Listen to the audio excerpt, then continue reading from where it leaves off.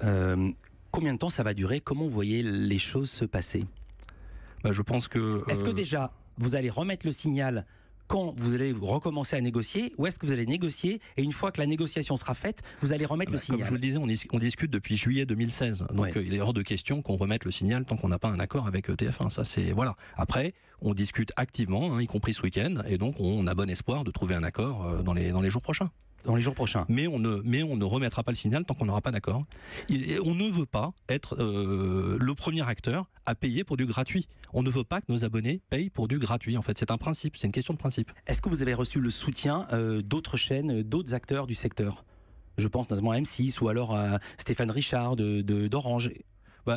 J'ai pas eu récemment Nicolas Taverneau, mais j'imagine que c'est pas pour lui déplaire.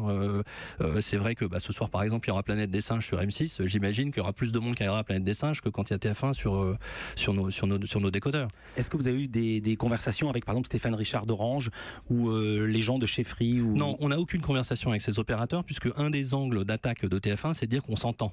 Ce qui est quand même assez hallucinant, parce qu'ils nous demandent une somme mirobolante et ils prétendent qu'on s'énerve parce qu'on s'entend. Voilà, nous, notre sujet, c'est encore une fois, c'est de pas payer pour du gratuit. Vous qualifiez cette somme de mirobolante, on peut donner une fourchette? Elle est de combien? J'ai dit plusieurs dizaines de millions d'euros. C'est 20, 30, 40 millions.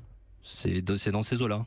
Mais alors, sur le fond, pourquoi cette colère? Parce que vous dites c'est mirobolant, mais quand on regarde le budget de Canal+, qui est de 5,2 milliards d'euros, on se dit que vous n'êtes pas à 20 ou 30 millions près. Ce sont les revenus de Canal+.